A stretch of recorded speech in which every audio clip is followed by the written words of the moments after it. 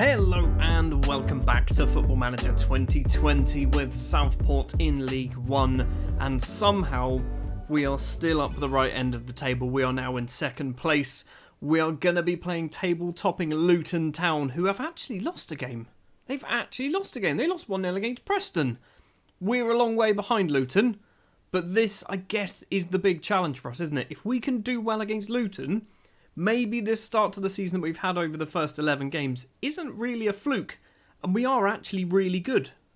In between episodes, we have played 2 more games. First up against Ipswich, a 1-0 victory here. Andrew Downey from the penalty spot after just 12 minutes. And then against Fleetwood, we lose our second game of the season and actually conceding a goal in open play. It was an own goal, the first one, then Michael Fowler scoring the second one for Fleetwood. Morgan Feeney did manage to get a goal back for us in the second half. We were not particularly good in this one. We did deserve to lose. Hold on. What's going on here? Oxford want to give me a job. They're in League 1. Why would I want to... If maybe you're a championship side, I might consider it, but no. Let's get a point. Just 1 point against Luton. I will be happy with that. I really don't want to start paying attention to the points at the moment. As long as this number here, if that's in single digits, I'll be very happy. Even if that is below 20, I'll be very happy, to be honest. The objective for this season is to not get relegated. After 11 games, I think we're looking odds on to get promoted at the moment. The starting lineup then is going to be Terrazaz in goal, Godwin Asia, Paul Leal, Morton Yes and Morgan Feeney, and Fred... What's his name? It is Fred. It is Fred Langton. That was a complete guess. Fred Langton is going to be the left back today. Jordan Obita is currently out injured. So Langton, who I am training to be a central defender, is going to be playing as the left back today. Luis Veladrez and Jose Antonio Perez. I always get it wrong. It's Jose Luis Perez. They are going to be the 2 central midfielders with Smallbone as the shadow striker. Downey and Cebulski will be the front 2. Luton Town have at least 2 players who I'm going to struggle with their names. Sumahoro, maybe, and yep, Fejiri. Sure, I'm struggling with his first name. Right, we're going for a point. If we can get a point, I'll be happy. Obviously, 3 points is the main target, but if we don't get 3 points, it's not the end of the world. We are at home, actually. Godwin Asia with an early throw for us. It's a terrible throw, very bad throw. Moncur into his own penalty area, gets it clear. Only as far as Langton. Cebulski, Downey goes for goal as well. His effort is well over the bar, though. Well, we've had a chance after just a minute and a half, so it's looking potentially promising. I shouldn't have said anything. We've had no highlights since that first chance in the first 2 minutes.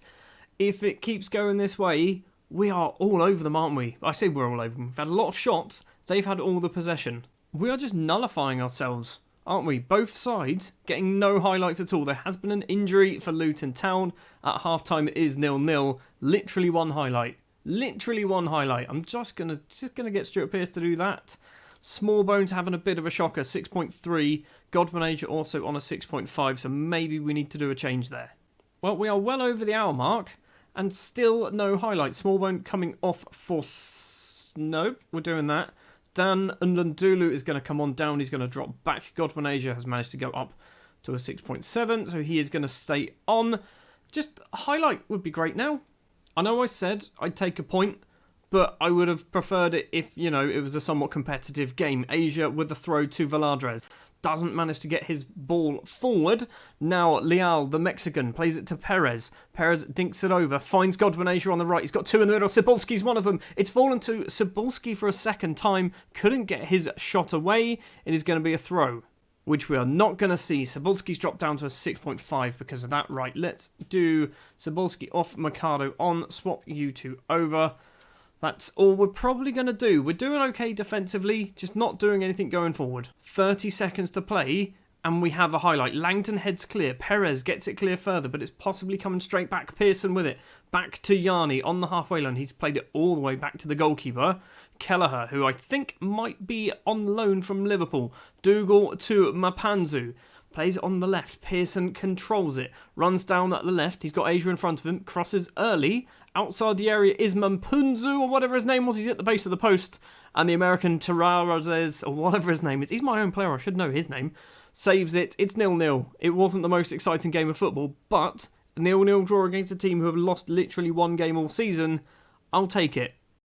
Because of drop points, we do drop out of the automatic promotion spots. Wycombe Wanderers go in there ahead of us now after beating Bradford 2-1 apparently. Next up, 3 days' time, we've got Rochdale. So we probably need to make sure that our squad have had a little bit of a rest. So anyone under 90 is going to have a day off. So there we go. I think literally the only player who didn't play, or who isn't under 90, is the goalkeeper. Next up then, Rochdale, currently down in 10th place in the table. Apparently we've played them before, and it was a draw. Rochdale also on poor form recently, literally have not won a game in their last 5. They've drawn with Liverpool under-23s, Rotherham and Wigan, losing to Oxford and Shrewsbury, just scoring 2 goals in the process. We are a little bit better with the 3 goals against Mansfield. The starting lineup for the Rochdale game then, the back 5 or 6 if you include the goalkeeper stays the same, so it's Terrazas, Asia and Langton as the wing backs, Feeney, Yessen and Leal as the middle 3. I nearly said midfield 3. The middle 3, Perez and Valadres in the middle also remain the same, and then this is where we change it up a bit. Downey drops to be the shadow striker, Lelico comes in, basically replacing Smallbone, and Cebulski keeps his place as the advanced forward on the left. Now if this match ends 0-0, this is going to be a very short episode, isn't it? I've literally been recording for about 9 minutes so far from the start. So, yeah, if this is 0-0, it's going to be like a 12-minute long episode. 10 minutes in, it is still 0-0, no highlights. Let's give them an early demand more. Leal with a free kick 15 minutes in. Yessen heads forward. It was actually an effort on goal from the central defender, but it is over the bar. Derby have taken the lead against Luton, which means Luton might be losing their 2nd game of the season, and it does drop us down to 4th place. More to Edozie. He's running forward into the area, plays it to Camps outside, it hits the outside of the post, goes wide for a goal kick. Well, it's been a little bit more exciting, not massively more exciting. Phillips has it for Rochdale. Perez nicks it away, plays it forward to Cebulski, the record signing for Southport. Keeps running forward. Can he play it across? He does to Lelico. Lelico places it into the bottom corner. His 2nd goal of the season. Cebulski gets the assist. Lovely cartwheel celebration there from the Brazilian. We are 1-0 up against Rochdale.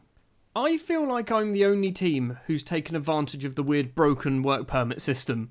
Because everyone else seems to be, particularly at this level of football, everyone else seems to just have lots and lots of English players, Scottish players, Irish players.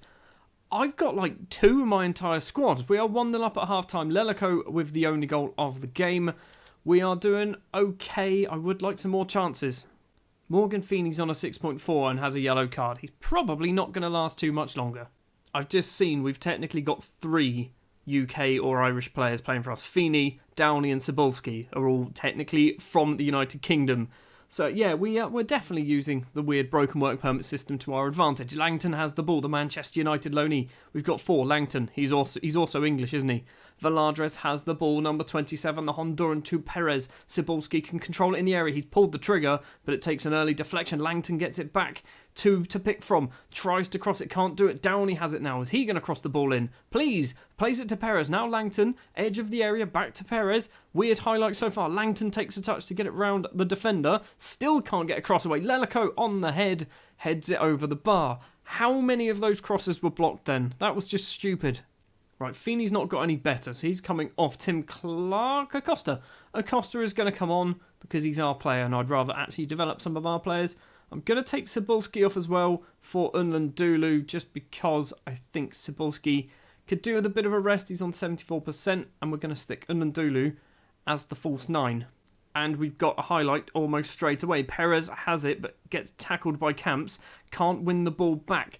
Yessen, though, does have it for us in the centre circle. 68 minutes on the clock. Yessen to Perez. Langton's there. If anybody wants to use him, please. Langton's got so much space. So does Godwin Asia. He does an early cross. Unlandulu is there. And Dan Unlandulu gets his 2nd goal of the season. We're 2-0 up against Rochdale. Looking good for picking up 3 points here. Also, I don't know if you've realised, I can say his name now. Unlandulu. I'm getting it every single time.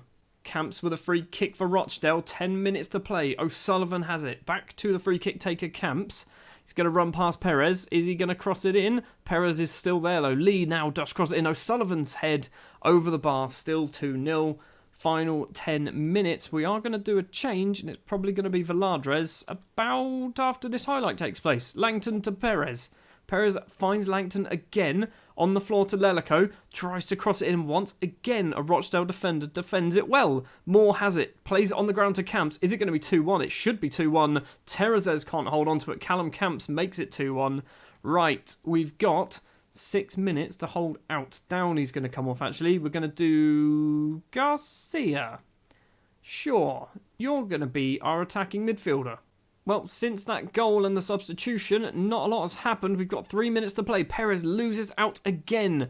Acosta wins the header. Now Veladrez. He's got Godwin Asia to his right. Plays it to Langton instead on his left, which was a stupidly good ball. Perez now crosses in. Unlandulu. No, it's not Unlandulu. Yes, it is Unlandulu. He does eventually get there. Godwin Asia would like it. Crosses in instead. Lelico dinks it down to Garcia. Another blocked shot. Perez to Langton. O'Sullivan, with a great tackle. Now Langton into the area. He's been tackled by Lee. The ball is cleared upfield. Camps is pushed over by Acosta. Moore now has it. He's just played an optimistic ball towards Pittman. Keeps it in play, controls it, plays it on the ground. Yes, and clears the ball for us. The highlight ends. How many of our shots and crosses were blocked by their defence there? How many? So many chances were just nullified by the defender getting in the way. We do win 2-1. Unlandulu and Lelico with the goals. It is 3 more points. I think we're probably still third place in the table.